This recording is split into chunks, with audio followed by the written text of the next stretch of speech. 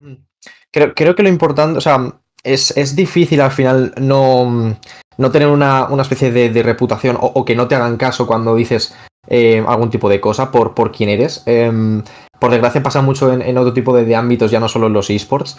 Pero siempre intento que la gente tenga su propio criterio para poder, digamos, tener una opinión basada en lo que uno piensa más que dejarse llevar por otras personas, ¿no? Pero sí que es cierto que a veces por quién eres, por desgracia, yo creo, que ya no solo pasa, como digo, en los esports, sino en más ámbitos, se dejan llevar por lo que dices, siendo a veces incluso cosas, tonterías, ¿no? O cosas que no tienen un fundamento. Pero sí, a veces sí que influye un poco, como te digo, el quién eres, por desgracia.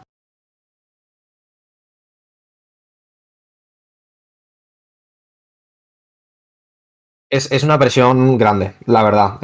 Precisamente esto lo he hablado mucho sobre todo con Álvaro Carretón, también piloto de Williams, y me ha dicho que él no ha sentido tanta presión en algo, realizando algo en su vida. Creo que el estar en los F1 eSports, el nivel de presión que puedes tener, porque al final todos tienen el mismo nivel, todos saben que van a ir al límite, tienes que incluso, pues bueno, esa presión que tienen en las diferentes clasificaciones es algo que, como me decía él, no había vivido nunca. Yo, por ejemplo, particularmente no he experimentado tanta como obviamente ellos, porque no es la misma competición, pero sí que te puedo decir que la presión es grande. Sobre todo, ellos me comentan incluso que el pie derecho a veces les tiembla y todo Sí, ¿no? cuando van a acelerar. Es algo que yo digo, tío, es flipante. Y ser capaz de manejarlo es lo difícil, tío, pero la verdad que, ya te digo, la presión es gigantesca, brutal.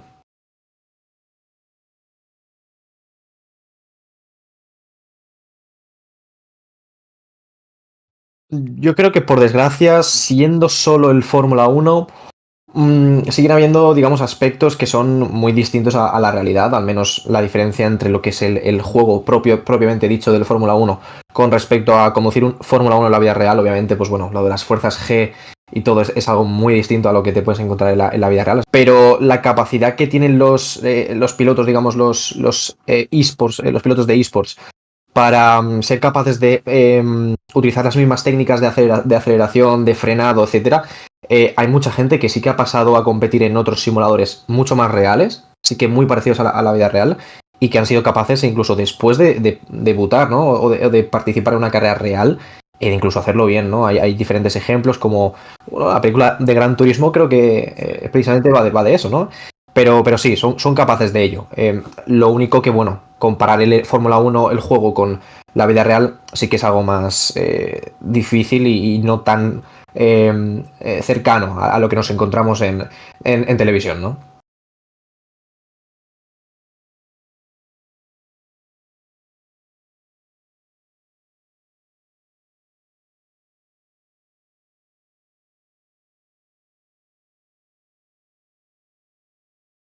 De hecho, creo que en esa competición creo que ganó un par de carreras. Entonces, ya te digo, el nivel, el talento, esas técnicas de conducción las tienen. Lo único que, pues bueno, la gente se piensa que igual por ser a través de una pantallita sin fuerzas G y sin miedo pues bueno, a hacerse daño, ¿no? Por accidentes, se piensa que igual no son capaces de hacerlo bien también en la vida real y realmente es todo lo contrario. También son muy buenos.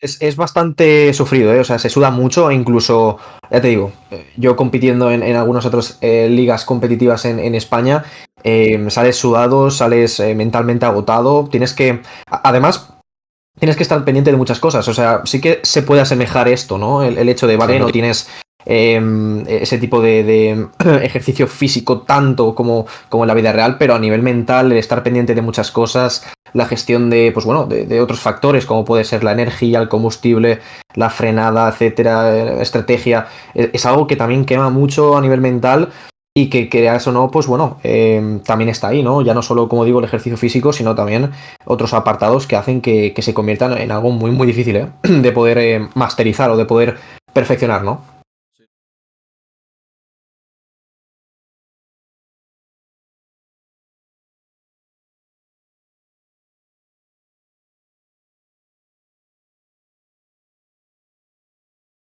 100%, 100% porque encima has puesto un ejemplo muy bueno. Max Verstappen encima tiene un equipo de sim racing, ¿no? Digamos, de esports.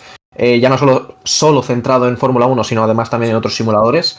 E incluso está ayudando a pilotos jóvenes que obviamente por dinero pues no tienen la posibilidad de competir en la vida real, por presupuesto, a ayudarles a que den ese salto. Y encima, de manera, pues bueno, como te digo, competitiva, porque es algo relacionado con lo que te comentaba antes. La técnica la tienen, la capacidad de ser rápidos, de acelerar, de frenar, de cómo tomar una curva, de abrirse, de cerrarse. Ellos son conscientes de que cómo lo hacen y de qué manera hacerlo rápido, ¿no? Y es así como lo llevan a cabo. Creo que son capaces, por supuesto. Y es algo que cada vez se ve más y que es algo que, como te digo, gracias a Verstappen está dando ese auge y esa repercusión que igual, pues bueno, hace años no teníamos.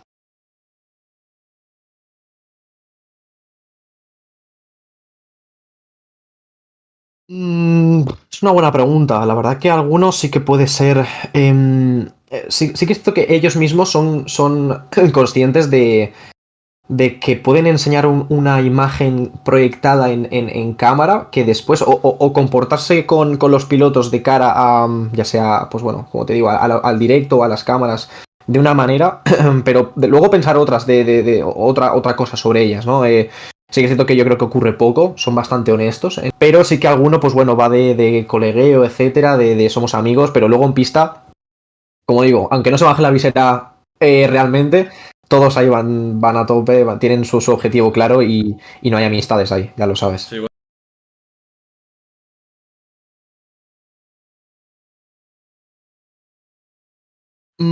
Creo que depende de cómo la quieran enfocar tanto los pilotos como, bueno, al final también la propia F1 eSports, que es la que proyecta de cara a las redes sociales esa propia rivalidad, ¿no? Si la generan como si fuese algo el bueno y el malo, ¿no? Un poco como lo que han hecho últimamente Netflix con lo de Drive to Survive, que es el show este que hacen de la Fórmula 1.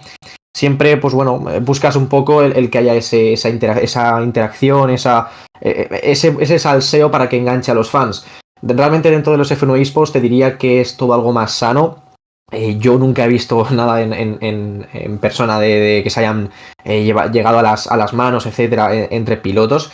Y eso que compiten al máximo nivel, súper cerca del uno del otro, tocándose, lo cual, ya te digo, es a veces frustrante para algunos, pero nunca ha llegado a las manos ni mucho menos. Entonces, yo creo que es algo bonito y no destructivo, ni mucho menos, por suerte.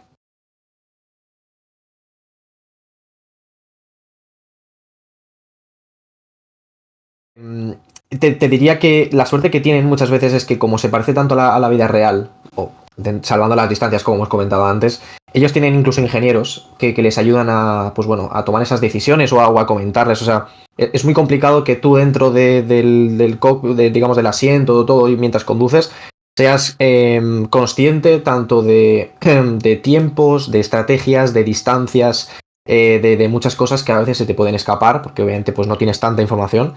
Por eso tienen a los ingenieros que les ayudan a este tipo de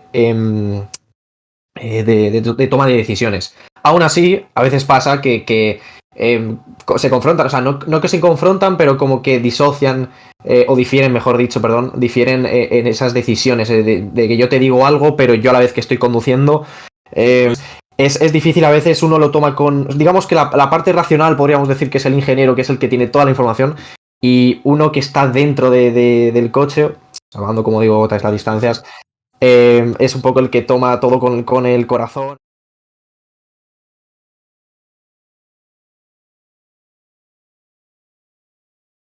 Bueno, es algo que es muy difícil de hacer, tanto por mi parte en este caso, como con los pilotos de los esports, pero sobre todo con los pilotos de los esports. Lo bueno que Williams dispone tanto de psicólogos como tenemos también managers que también actúan muchas veces en este tipo de ocasiones como psicólogos, como tranquilizadores, ¿no? Como, pues bueno, para ayudarnos o para ayudarles sobre todo a ellos a que ese tipo de situaciones, más que no se repitan, que sean o que tengan herramientas para decir, vale, me ha pasado esto, ¿qué hago yo como piloto, estando yo solo en carrera?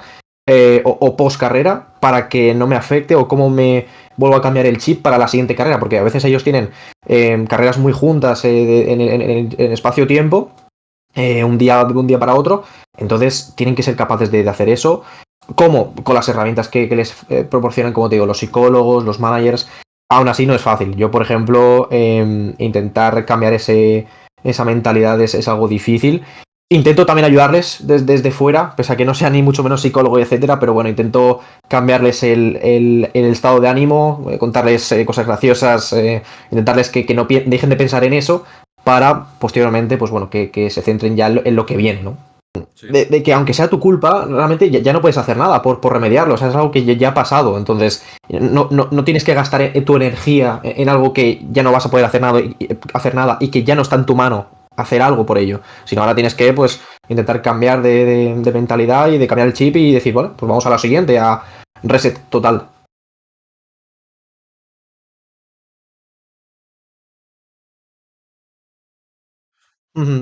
Es difícil saber en ese momento si es tu culpa. Obviamente hay mucho ego, te podría decir.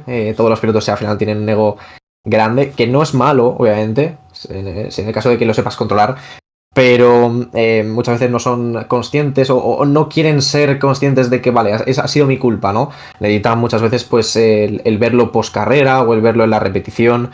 De todos modos, lo importante como es lo que hemos hablado antes, justamente. Es importante que tampoco te frustres o te centres en si ha sido mi culpa o no, porque es algo que ya no vuelve, es algo que ya ha pasado y que no vas a poder hacer ya nada por ello. Más que pues ver que para las siguientes veces, pues ver la repetición y decir, vale, aquí me podía haber abierto, no, me he cerrado quizá demasiado. Creo que es aprendizaje, o sea, fallo, error y aprendo. Y así con todo, yo creo.